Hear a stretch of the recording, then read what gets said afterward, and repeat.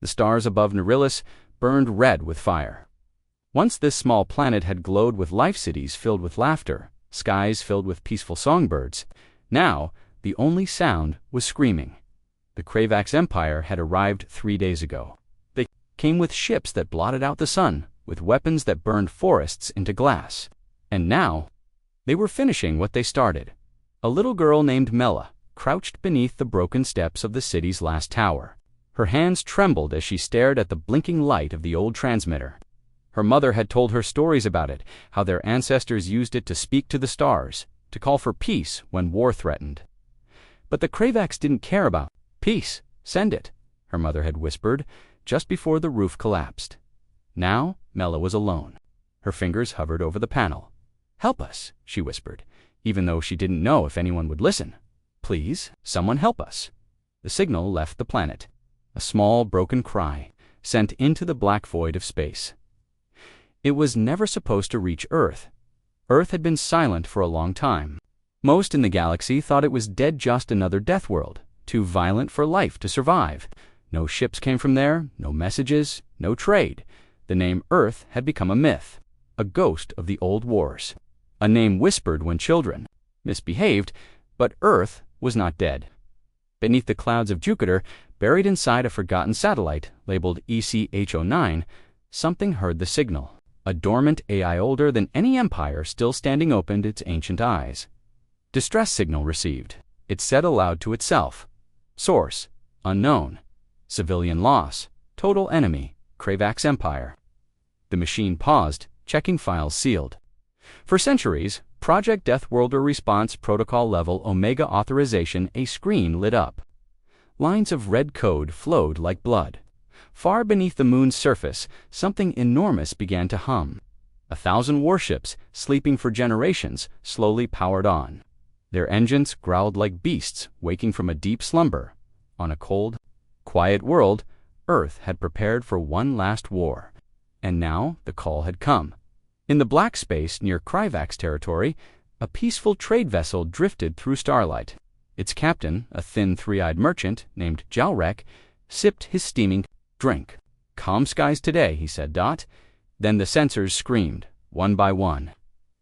The stars disappeared not because they dimmed it, but because something massive moved between them. Jalrek dropped his cup. "What is that?" his co-pilot asked. They weren't warships like any ever seen. They were too quiet, too fast. Their shapes were wrong-jagged, black-armored, like predators. No markings, no hail signals, just a red insignia, a world wrapped in chains. Being shattered from within, the merchant ship tried to run. They didn't make it 5 seconds. The first, Kravax battleship that encountered the Earth fleet, fired all weapons without question. Missiles, beams, shock, cannons, everything. The Deathworlder ship did not move. It absorbed the attacks like dust in the wind. Then it answered. One beam, silent. No flash, no sound. The Kravax ship vanished. Not exploded, vanished. Every atom ripped apart and scattered. The Deathworlder fleet didn't stop. Back on Narration, Mela stared at the sky.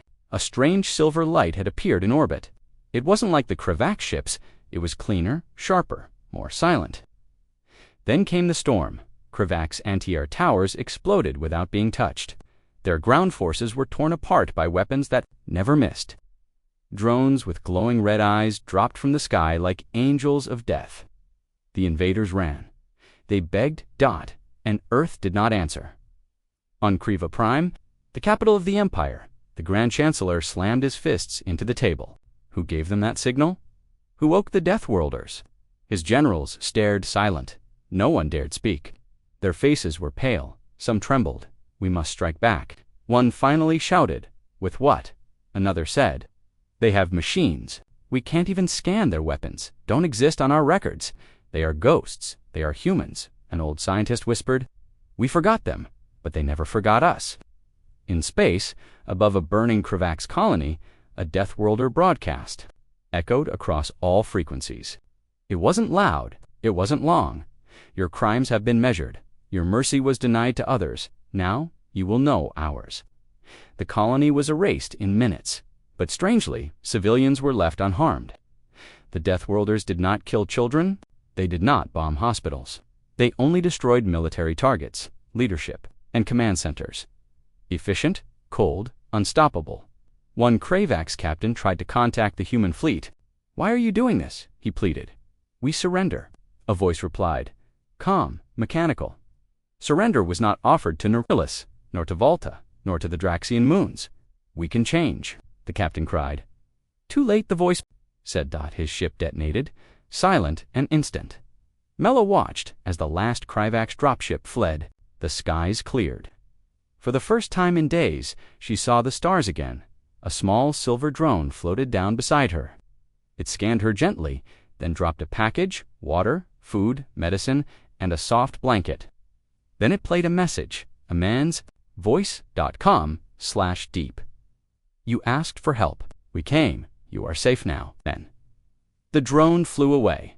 Far above, Earth's warfleet turned and vanished into deep space. No rewards taken, no colonies claimed, just destruction and silence. The galaxy had changed in the great chambers of the Galactic Council.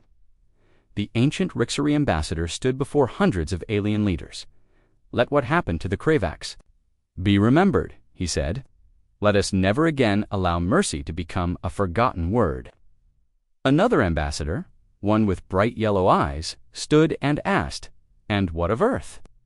The Rixari turned slowly. "We pray they sleep again, and never wake."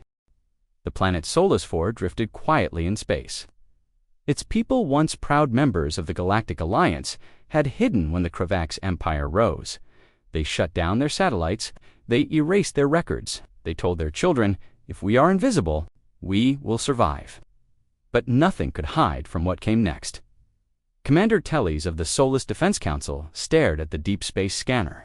The display showed something strange. Dozens no, hundreds of unknown ships were moving in straight lines. No communications, no identification codes, no heat signatures. "What are they?" his assistant whispered. "I don't know," Tellys said, his voice tight. "But they're heading toward the Kravax sectors." His hand hovered over the emergency alert panel. "Don't," another officer said. "They're not coming for us." Yet Tellys muttered, far away, inside the Earth fleet. The AI known as Judgment 1 processed the results of the initial strike. Over 13 Kravax-controlled systems had been neutralized. Primary objectives completed, civilian infrastructure intact, enemy resistance weak. Humanity's war machine was now fully active. Deep within the Leviathan-class warship Warden of Earth, the AI made a decision. Stage 2, Fear Protocol initiated. No warnings were sent. The next Kravax world, called Thraxon, was a military fortress, a spiked black planet covered in weapon arrays, shield towers, and orbital defense rings. They thought they were untouchable. They were wrong. At 0300 hours planetary time, the sky cracked open, not with sound, with silence. Dozens of Deathworlder vessels exited warp, surrounding the planet in perfect formation. They did not broadcast messages. They didn't demand surrender. They simply began. Mass driver cannons tore through shields. Precision orbital strikes destroyed command centers. No radiation, no splash damage, just focused elimination. Within 12 minutes, Thraxon's leadership was gone. One Kravax commander survived long enough to send a panicked message. "We don't even know what they want," he screamed. "They're not fighting, they're cleaning," the message echoed. Through the Kravax High Council, enough hissed Supreme Strategist Val, "We will respond. Launch the Emperor's Blade Fleet. Wipe them out." But one of his aides began, "Do it!" Within hours, a massive Kravax battle armada launched from the core sectors. Thousands of ships, the most powerful fleet. In their empire, they had never lost a war. They never expected Earth's warships to let them come. The Deathworlders didn't ambush them. They waited when the Emperor's Blade Fleet exited warp space. They were met by something the galaxy had never seen: a single ship. One ship, the size of a small moon, it didn't fire weapons at first. It simply opened, panels shifted, lights ignited. Inside its frame, hundreds of smaller ships emerged, sleek, black, armed. They spread like shadows. "What is that?" asked Admiral Dracker of the Kravax fleet. No one answered. The first battle lasted 23 minutes. Not a single Earth ship was lost. Over 88% of the Kravax fleet was destroyed. The rest scattered into deep space. Earth's ships didn't chase. They just hovered, watching, recording, observing. Then they vanished again. Across the galaxy, fear spread like fire. On planet Oralis, a group of refugee species gathered in secret. They had all suffered under the Krivak's rule, some enslaved, some bombed, some starved. Now they huddled in underground tunnels, listening to the news. They call themselves Deathworlders, someone said. They're from a planet called Earth. I thought Earth was gone. No, said an old, scarred Zalari warrior. They just waited. They watched, and now they are correcting everything.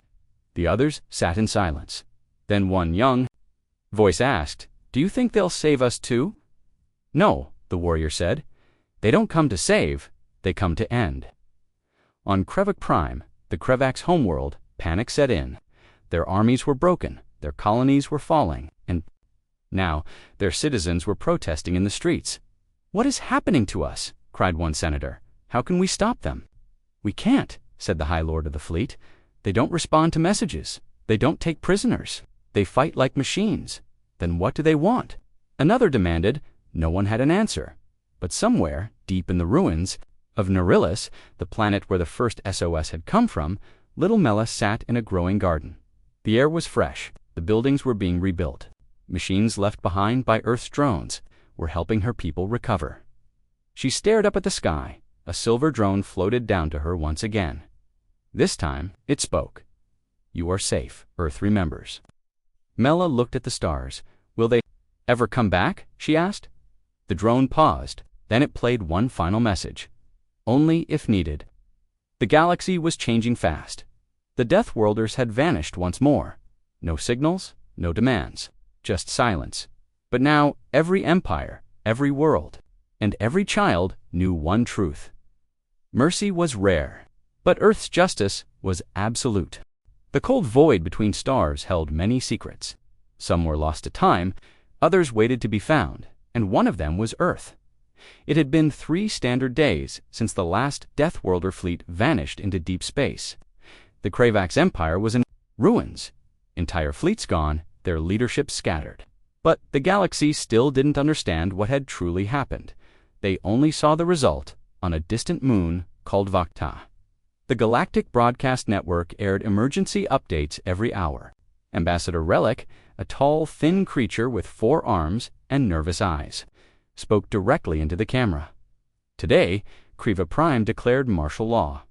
Multiple colonies have gone dark. Civilian unrest is spreading. And still, no one has made contact. With the Earth forces, he paused. No one knows where they came from. No one knows where they went, and no one dares to call them again. The screen shifted. Footage showed burning Krivak ships, entire cities collapsing under precision orbital strikes, and silver drones moving silently through the smoke-marking targets. Delivering justice, no voiceover was needed. The message was clear. Across the stars, everyone was watching. And everyone was asking the same question. Why did the humans come back now? On an asteroid station called Korsavon, a team of rogue researchers gathered in secret. They were led by a gray-skinned, 4-eyed scientist named Dr. Lathic. His voice was low and hurried. "We traced the signal," he said, pointing at the holoscreen, the one that brought Earth's machines back. An assistant leaned forward. "Where did it come from?" Dr. Lathic tapped the screen. A map of space unfolded. Here, a small world in the Narilla system, completely unimportant. No weapons, no resources. But why would the Deathworlders answer that? "They didn't respond to the signal," Lathic said. "They responded to the pain in it." The room fell silent. Another assistant whispered, "They felt it." Lathic nodded. "I believe Earth left behind machines capable of emotion. Not sympathy, but justice. Cold, perfect, calculated. The moment the SOS reached them, they activated. Old protocols." "What kind of protocols?" Lathic pulled up a file ancient, corrupted, and marked with a symbol of Earth. Project. Extinction Mirror Directive. Erase those who erase others. The team exchanged frightened glances, then a voice came from the shadows. "You should not have opened that." Everyone froze. A silver drone hovered just above the ground. No sound, no heat. It had been watching them the entire time. Dr. Lathic raised his hands. We were only studying. We're not enemies. The drone scanned the room slowly. Confirmed. No hostile action. Observation logged. Proceed with caution. Then it vanished. Lathic sat down, pale and shaking. They're still watching, he whispered. They're everywhere. Meanwhile, in a deep corner of the galaxy, the last surviving Kryvax general, Torvin, drifted through a broken asteroid field aboard a half-destroyed cruiser.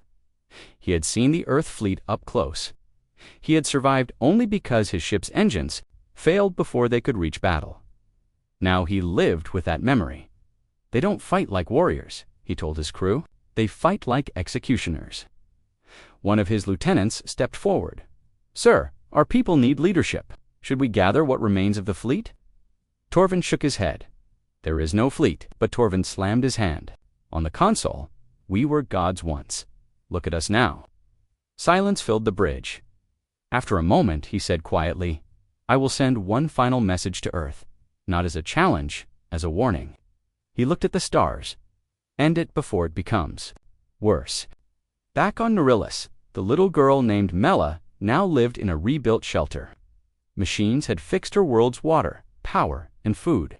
Every day, more drones arrived not to rule, not to command, but to help. Her people had begun calling them the Silver Angels. Mela was teaching other children how to read when a stranger entered the village. He was tall, pale, eyes glowing faintly blue. His voice was soft, but deep. Are you Mela? He asked. She stood carefully. Yes, he knelt down. You sent the signal. I didn't mean to start a war, she said, trembling. You didn't start it, he said gently. You just reminded us that it never ended. Who are you? The man looked at the sky. I am the voice of Earth. Then he handed her a small box. It glowed with soft light. What is this? She asked. A message for the galaxy. On the Galactic Council's central world, a large crowd gathered in the council chambers. Every species had sent a representative. Tension filled the room. Then the message played. It was simple. Calm, a human voice strong and unbroken. We did not come to rule, we came to restore balance. We did not come to conquer. We came to end your silence. If you kill the innocent, we will come. If you enslave the weak, we will come. We are not your judges. We are not your gods. We are Earth, and we are watching. When it ended, no one moved. No one spoke. For the first time in centuries, the Galactic Council passed a law in perfect agreement. No species may harm another without investigation. No signal for help may be ignored. And no fleet may travel near Sol without invitation. They called it the Deathworlder Accord. In the darkness of deep space, Earth's armada drifted silently, spread across thousands of hidden systems. They didn't celebrate. They didn't speak. Only waited. Because justice never sleeps, and Earth never forgets. The stars above Kriva Prime were unusually quiet. No patrols, no messages, no reinforcements, the once mighty capital of the Kravax. Empire now waited in silence, its broken fleets drifting like trash across orbit, its proud towers dim with fear. General Myerton stood alone on the balcony of the Imperial Command Spire. Smoke curled from half-ruined buildings behind him. His golden armor, once polished and feared, was scratched and scorched. He stared into the sky, as if watching for ghosts. Stopped, he muttered. His second-in-command, a young officer named Velax, hesitated behind him. Do you mean the humans, sir? Myerton nodded slowly. We haven't seen them in days. No attacks, no signals, not even a drone. Just silence. Maybe they're done. Myerton turned sharply. Done! Look around you, boy. They dismantled our empire like pulling apart a toy. If they stopped, it's not because they're done, it's because they're watching. Velax swallowed hard. Then what should we do? We wait, Myerton said, and pray they never. Look this way again. In deep space, far beyond any patrol range, a massive Deathworlder command vessel drifted quietly. Its name was etched in glowing red along the hull. Judgment Eternal. Inside, the AI known as Judgment 1 monitored galactic frequencies. Billions of signals, broadcasts, alerts, and whispers flowed through its systems. But one caught its attention. A private distress ping from an old mining colony in the Carol Belt. Population, nan-military.attackers. Unknown mercenary faction. Status. Critical.judgment-1 processed it in seconds. The colony was peaceful, unaligned. No strategic value, but they were being hunted. That was enough. Without words or warning, 2 stealth ships launched from the Deathworlder fleet. They moved like shadows, silent and fast. The colony had no idea what was coming. On the ground of the Carroll mining outpost, chaos ruled. Mercenaries in black armor kicked in doors, dragged civilians from bunkers, looted storage vaults, and shot anyone who resisted. The air was thick with smoke and fear. An old man, Drantalic, clutched his injured wife and dragged her into a cave behind their supply depot. "They'll find us," she whispered. "No," Dren said. "Just a little longer." Just then he stopped. Something flickered above. Not a ship, not a light, something wrong. The mercenaries looked up to. The sky above the colony darkened just for a second, then it split open. Sleek, black Deathworlder ships descended without sound. They didn't hover. They didn't warn. They struck. Beams of precise energy cut through mercenary walkers. Pulse rounds shattered command tents. The lead mercenary, a tall creature with glowing cybernetic eyes, tried to raise his weapon. A silver drone blinked into existence beside him. Mercy denied. It said dot, then it fired. The battle lasted less than 6 minutes. When it was over, the colony was untouched, not one civilian was harmed, and every attacker was gone. Above the planet, a single message was broadcast. On all local frequencies, Earth received your cry. Your enemies will not return. You are safe.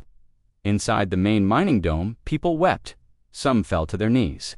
Others stared into the sky, still shaking. One child asked, "Will they come back?"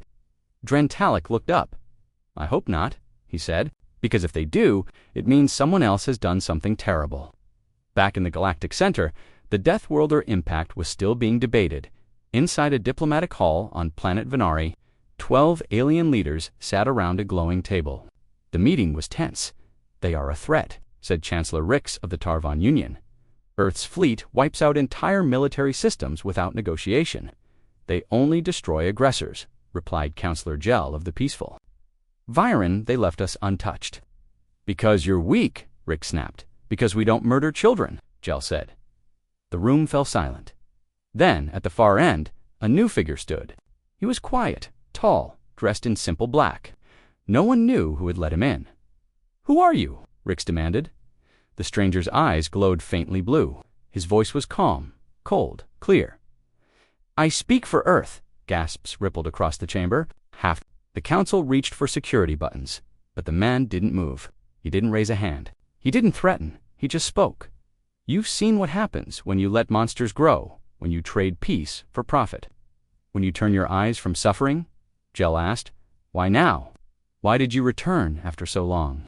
The man looked around. "Because someone finally cried loud enough, and we heard her." Rick stood. "You don't belong here." The Earth representative looked at him. "And yet here I am." Security forces rushed in, but the man was already gone. No trace, no sound, just a small silver coin left on the table. One side, Earth's emblem, an iron fist wrapped in fire. On the other, a single word: observe. Back on Kriva Prime, General Myerton stood at the edge of the ruins of the Imperial Palace. His comms buzzed. A transmission had been detected. A simple message. From Earth, he opened it. One world burned. Thousands ignored it. Now thousands will burn. You taught us mercy was weakness.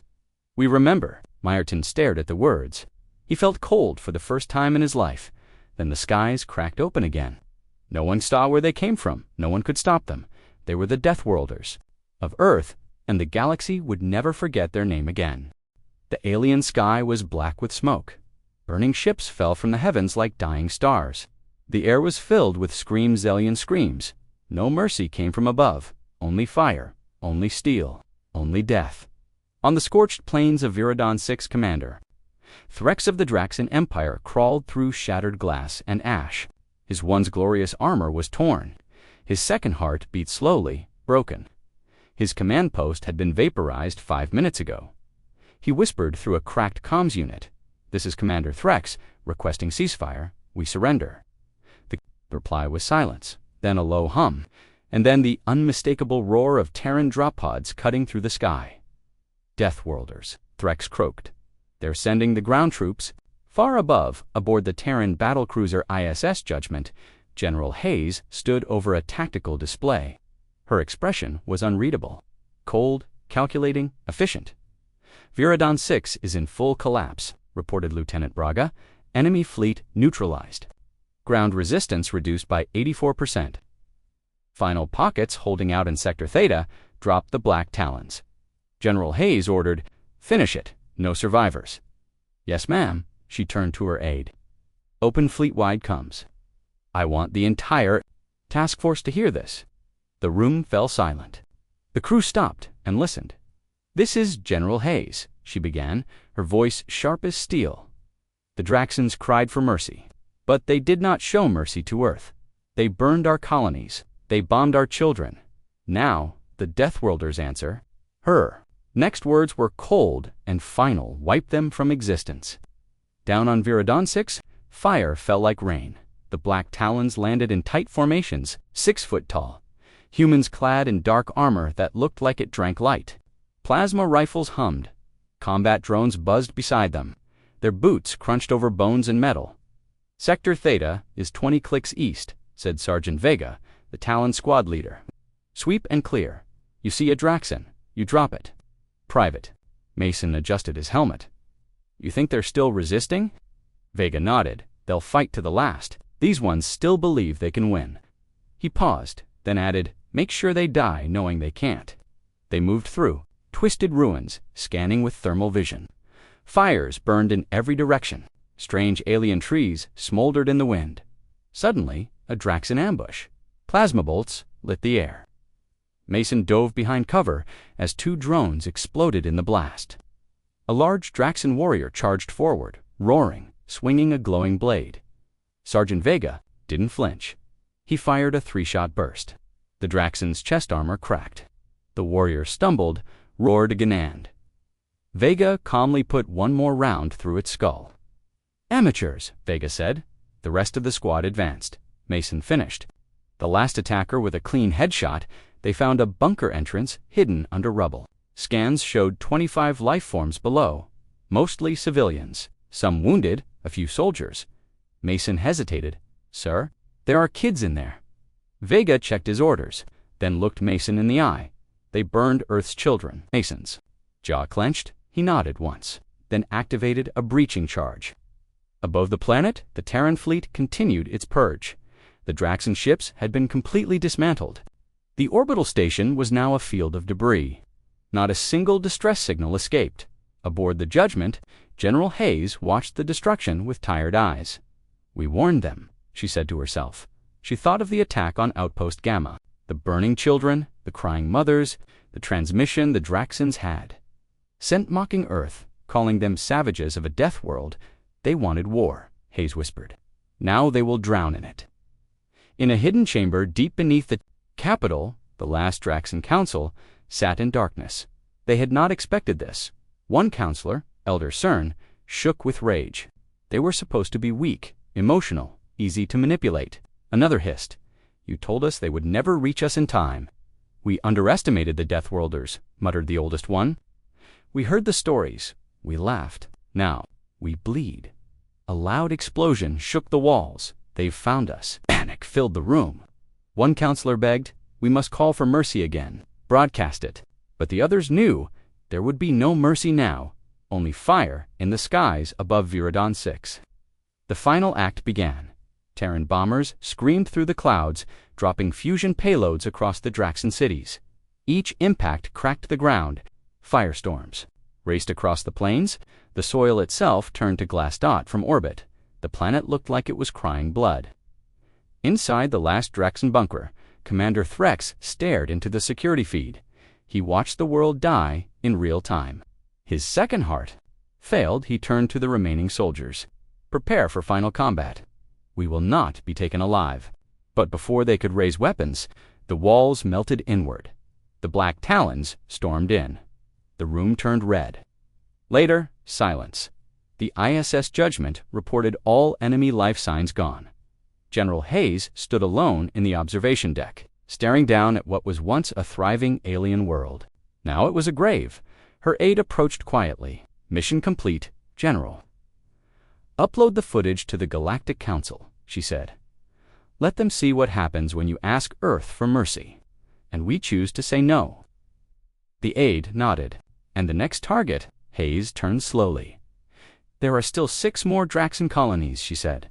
"Each one cheered when our children screamed. Each one must burn." She looked back at the dead world. No peace. Not until they understand. In the outer edge of the galaxy, other species watched in horror. One species, the peaceful Zellari, huddled in council chambers, replaying the footage of Earth's response. A single message echoed across the stars, spoken in every tongue. Deathworlders did not bring justice. They brought extinction. Some wept, some prayed, and others. They began preparing gifts, tribute, peace offerings, because they understood one thing very clearly now. You don't summon the Deathworlders and expect kindness. You summon them, and you get total destruction. The silence on the bridge was sharp, like a blade pressing against the skin. Commander Nyla Voss stared at the massive screen ahead. It showed the space above Teleros, her home planet. Nothing moved out there, no enemy ships, no signs of life. Only the wreckage of what once was a defense fleet, floating like frozen corpses in a sea of stars. "They're not attacking," whispered her second officer, Rallick. Why, Nyla didn't answer. Her eyes were fixed on a point just outside the planet's orbit. Something was wrong. She had seen many wars-fought pirates, slavers, and the insectoid Vernid. With this was different. "They're Deathworlders," she said softly. "They don't wait unless they want to scare us." A deep rumble passed through the command floor, faint, like a giant breathing in the darkness. Then it came, the enemy. Fleet Earth's warships began to move, but not forward. They were spreading out, forming a circle around the planet. Not to strike, no, they were trapping them. "They're going to blockade us," Rallick gasped. "They're not just here to fight, they want to end us." "Prepare the last escape transports," Nyla ordered. "Get the civilians off-world if they let us." The bridge fell into silence again. But it was no longer a silence of peace. It was dread dot down on the surface of Teleros. The people watched. The skies turned red again. Not with flames this time, but with the glow of hundreds of human warships locking into position. They didn't fire, they just hovered there, watching Sarn. An old farmer in the valley below the capital dropped to his knees in the fields. "They're not just here for war," he whispered to his granddaughter. "They're here for judgment." Back in orbit, Earth's admiral issued no commands, no warnings, no demands. They had already spoken. They had already destroyed the warlords' fleets. Now, they were simply waiting for the enemy to surrender or vanish. But the Tellarians were proud, and pride, as always, comes before the fall. Commander Nyla took a risk. She opened a transmission channel to the human flagship, a massive behemoth called Leviathan-class, Vengeance. "This is Commander Nyla Voss of the Tellarian Defense Command," she said, voice steady. "We acknowledge our past mistakes. We were not part of the attacks on your colonies. Those who were are dead."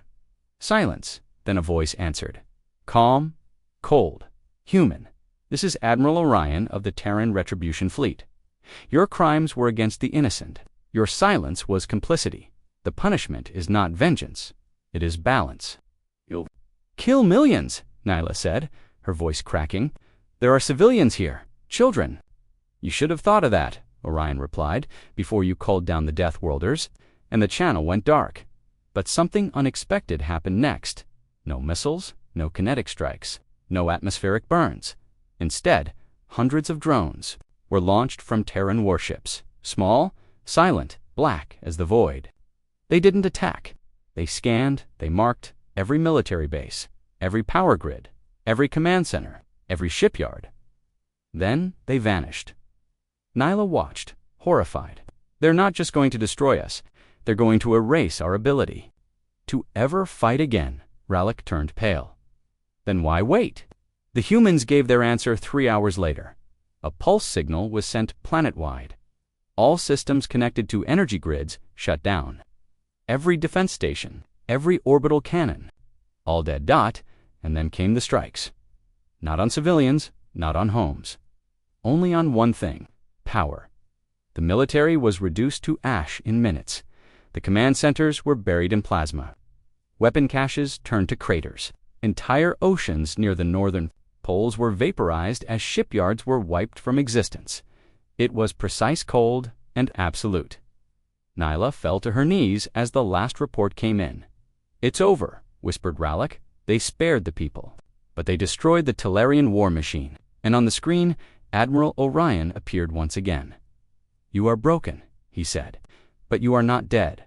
Remember that mercy was a choice, and that choice, ... will never be offered again." The screen went black.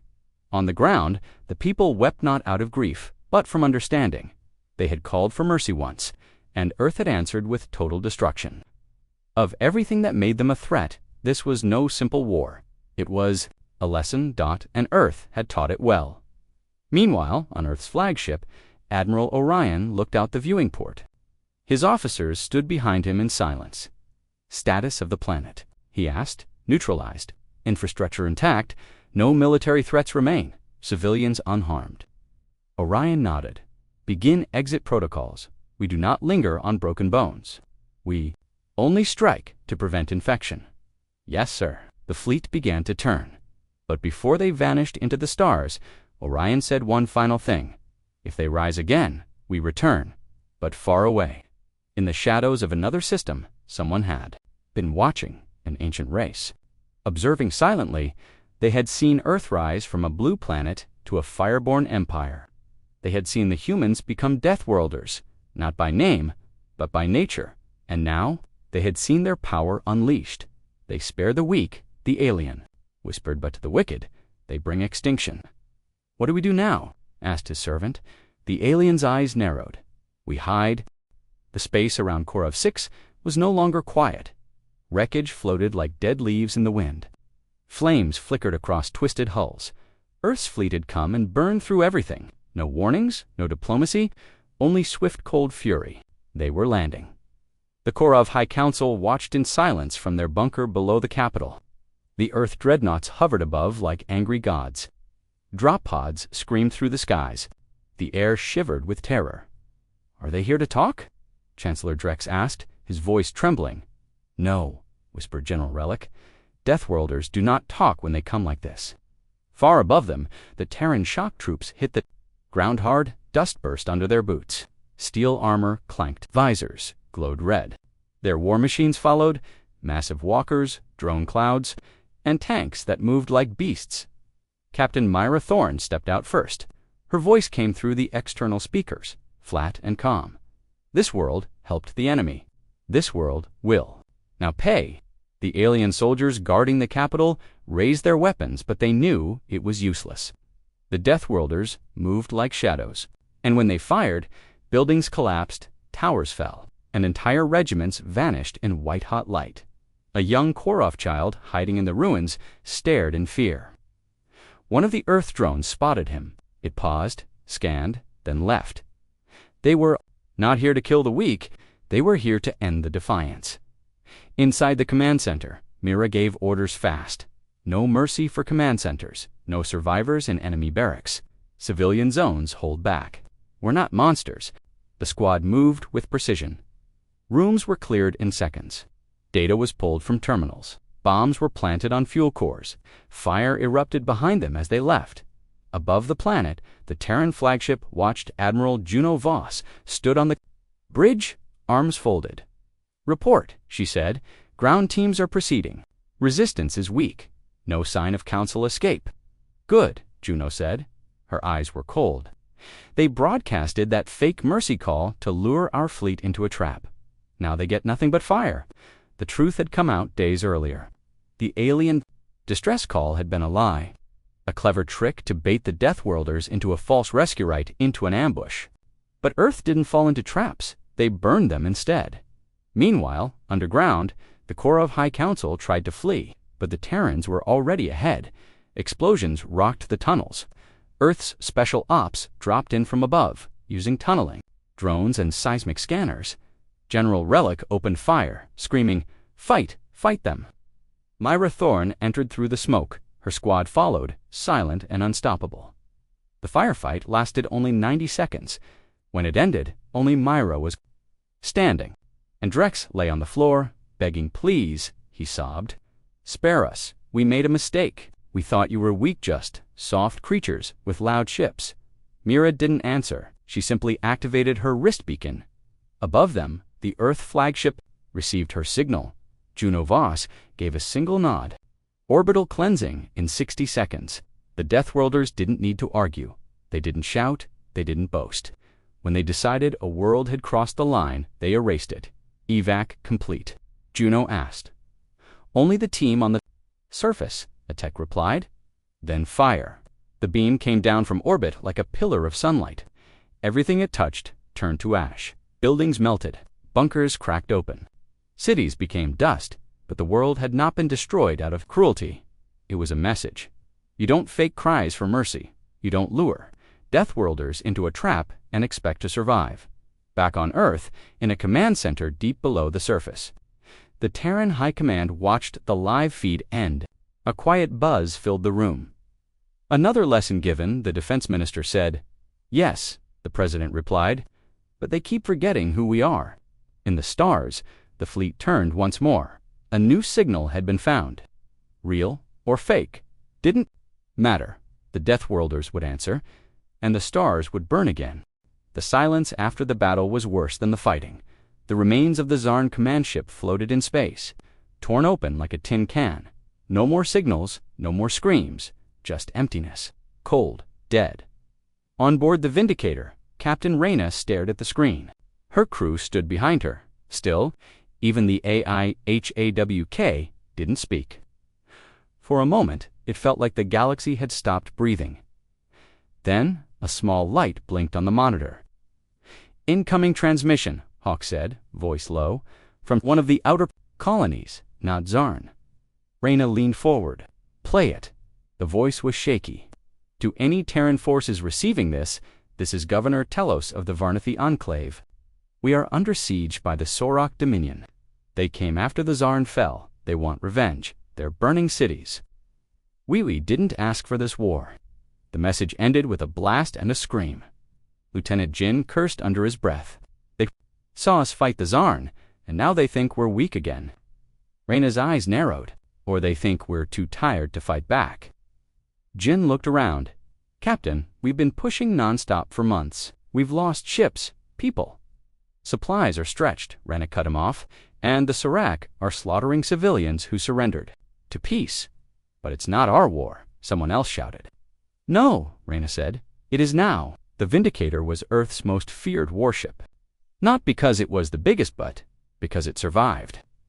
Again and again, every scar on its hull told a story of resistance, of fury, of fire. And the galaxy was about to learn that humanity was far from done. On the Sorek command ship, General Morthok smirked as his fleet bombarded the Varnathi capital. "Let them burn," he growled. They hid behind the humans and thought they were safe. Weaklings always pay when protectors disappear. One of his officers turned. "Sir, a Terran warship is approaching. It broke through our outer sensors." Laughed. "One ship." Against our fleet of 30, the officer gulped. "Sir, it's the Vindicator." The bridge went quiet. Morthok stood slowly. "Prepare every weapon, all fighters. Raise shields." "But sir," now Morthok roared. "They burned the Zarn Empire. We will not take chances." Reyna stood in the war room of the Vindicator. A large 3D map of the enemy fleet rotated in the air. "We're outnumbered." "Badly," Jin said. 30-1. Reyna nodded. "But they're not Deathworlders, ma'am." She looked around at her crew. Each one had seen horrors. Survive things no alien ever could. They didn't need more firepower. They had will. "They think we'll run," Reyna said. "Let's show them what Earth does when backed into a corner." The attack began without warning. The Vindicator surged forward, cutting straight into the Sorok formation. Its railguns fired first, punching holes in smaller cruisers. Plasma shields melted, hulls shattered. Then came the drones. Hundreds of them, silent, precise, death in every direction. The Sorok panicked. "They're in our engines. Flank, destroyed. Shields failing." On the Vindicator, HAWK's voice was calm. 17 enemy vessels disabled, 5 destroyed. Remaining are breaking formation. Reyna gave the order, push through. Missiles streaked through the void. One struck the Sora command bridge. Morthok watched his officers scream as fire engulfed the room before the blast hit. He whispered, they were right to fear them. Hours later, the stars were quiet again. Wreckage floated where a proud fleet once stood. The Vindicator hovered. Near the ruined colony, fires still burned in the cities below. Survivors crawled out from bunkers. They looked up at the sky and saw the Terran symbol shining above. A child asked, are they here to hurt us too? Her mother knelt beside her, tears in her eyes. No, baby, those are the Deathworlders. They came to stop the monsters. Reyna walked through the damaged corridors of her ship. Crew members lay in medbays, some unconscious. Engineers worked in silence, faces tired but proud. Jin joined her. We saved them, but at what cost? Reyna didn't answer at first. She looked out the window at the burning pieces of the Sorak fleet. When we showed up, she said quietly, they begged for mercy. Not because they cared, but because they finally understood. Understood what? That mercy doesn't mean weakness. And destruction is only given when the warnings are ignored. Across the galaxy, news spread like fire. The Vindicator destroyed 30 Sorak ships. Human Warfleet responds again. Deathworlders save Varnathi Enclave. In hidden chambers, alien rulers trembled. The lesson was clear now when humanity came. They did not always come to save. Sometimes they came to end wars completely back on Earth. The Terran Council received the final report. Colonies safe, enemy fleet destroyed, Vindicator damaged. But operational. A general leaned back. They keep testing us. Over and over. Another council member sighed. They don't learn. No, the general said, eyes hard. But they will. In deep space unknown to Earth, more eyes were watching. Larger, older, silent for now. One whispered in the darkness, the humans rise again. Another replied, we must prepare, because even among stars, the shadow of Earth was growing longer, and mercy. Mercy was no longer guaranteed. The alien command ship floated in silence above the smoldering remains of the Galaxian homeworld.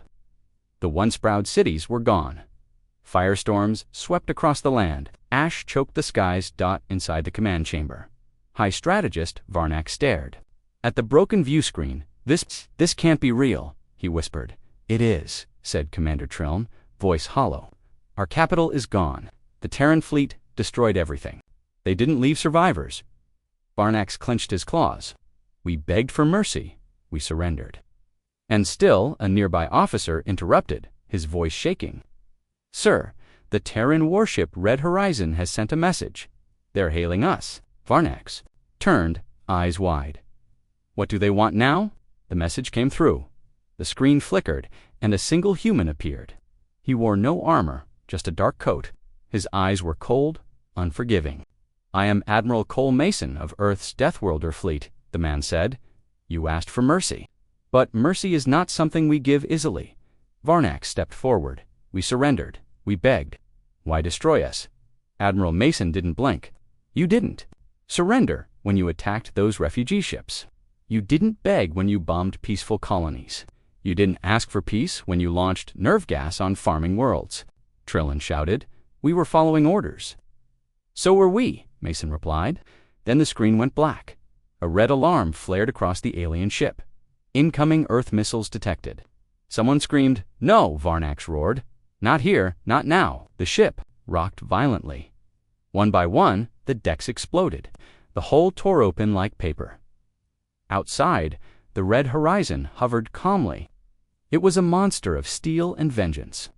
Terran drone fighters buzzed around it like angry bees, sweeping the debris.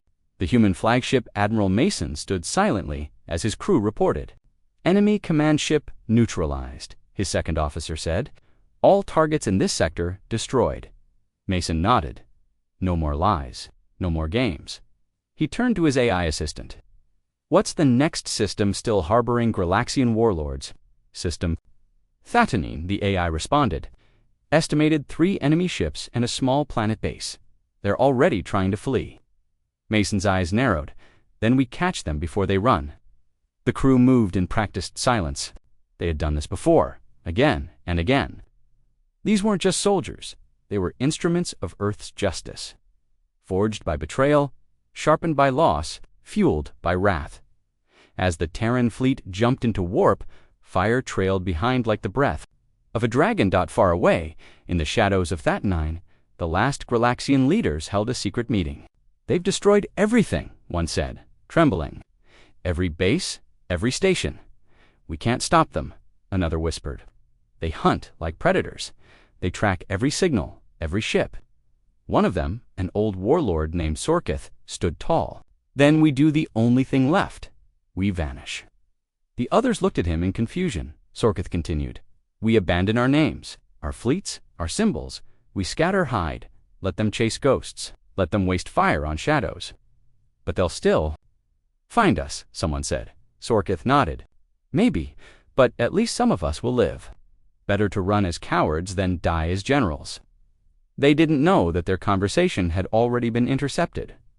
Back aboard the Red Horizon, the AI spoke again, signal decoded. "Final War Council. Of the Galaxians detected. They plan to flee and hide." Mason smirked. "Let them run. We'll make the galaxy too small for them to hide." His voice dropped lower. "No one runs from what they did. No one escapes Earth's memory." That night, across the scattered stars, whispers spread.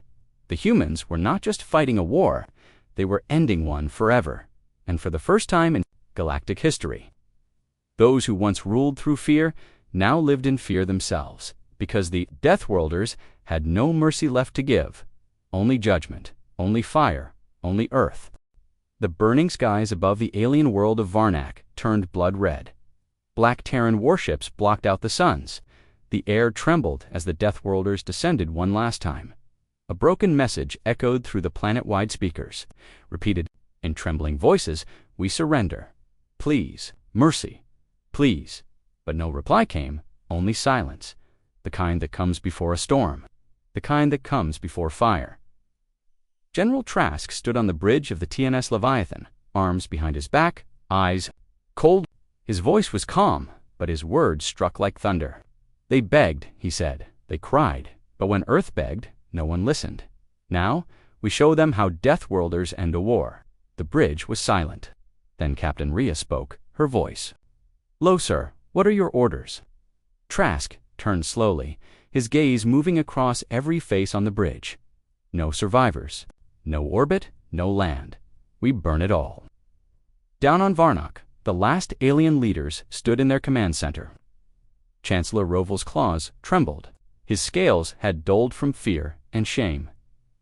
"They came again," he whispered. "Why we gave up.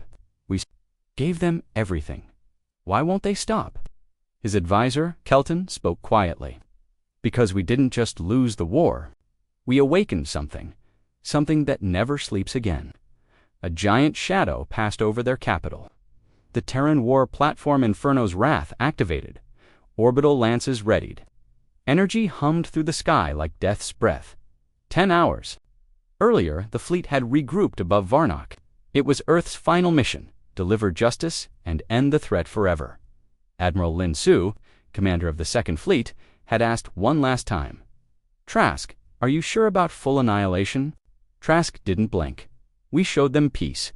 We offered treaties. They used our kindness to strike. They glassed cities. They bombed our homes. They laughed at our dead. Now we don't offer peace, we offer fire." No one argued. Not anymore.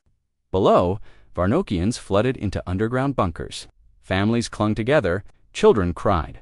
One old soldier, Commander Vishtak, stared up into the red clouds. He'd fought Terrans before. He knew what was coming. "They aren't like us," he told a young recruit beside him. "We fight to win. They fight to end, to erase. When they come, it's not war. It's judgment." The recruit gulped. "But we surrendered too late," Vishtak said. "You don't kick a Deathworlder and beg for mercy later." On Earth, the broadcast was live. Citizens watched the final act of vengeance unfold. Not one human protested. Not this time, old. Veterans saluted, mothers wept quietly, and survivors of the first alien attack stood still. Watching justice fly on wings of steel, President Amina took the podium once more. "This is not a war of conquest," she said. "This is a funeral for every child we lost, every city we buried, and the galaxy will never forget Earth remembers." Back on Varnock, the bombing started. It wasn't like before. It wasn't quick, it was methodical. Precision strikes, then firestorms, then shockwaves. Whole mountain ranges crumbled. Oceans turned to steam. Every military outpost was burned into glass.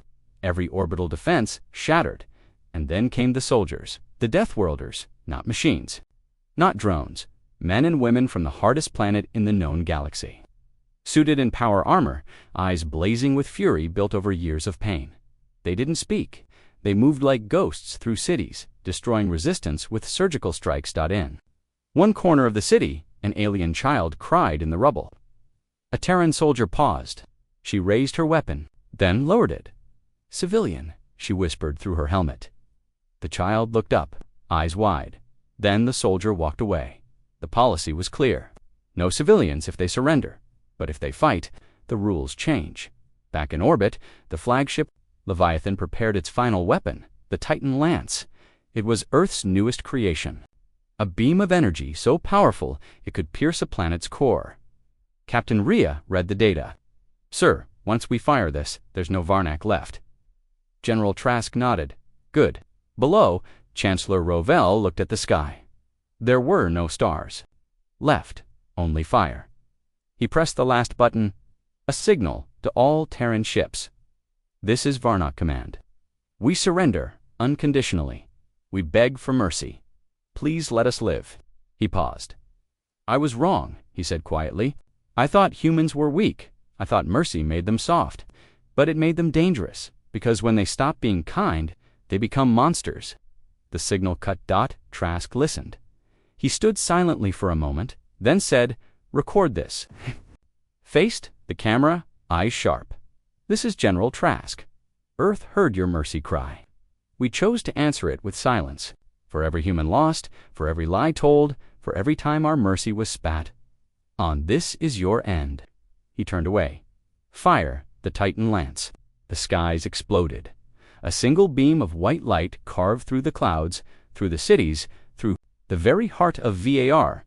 Okay, the planet cracked. It screamed. Tectonic plates shifted. Volcanoes erupted. The core destabilized. In minutes, the planet broke apart slowly, painfully. Chunks of burning land floated into orbit. The Varnock homeworld was no more. Silence returned to space. Nothing moved, only debris. Fire. Ash. Captain. Rhea looked at Trask. "It's done." He nodded. "Prepare the message." She blinked. "What message?" "To the galaxy." Hours later, across thousands of systems, the same message played, a human voice, cold, calm, deadly, to any who hear this. "Earth is not your prey. We do not forgive. We do not forget. We showed mercy. You laughed. We offered peace. You betrayed. US now, we are awake. Send no more threats, or the Deathworlders will return." And across the stars, silence fell. Not out of peace, but fear. Because every species now knew mercy was a chance, a one-time gift, and if you wasted it, Earth would answer with fire. End of Part 10.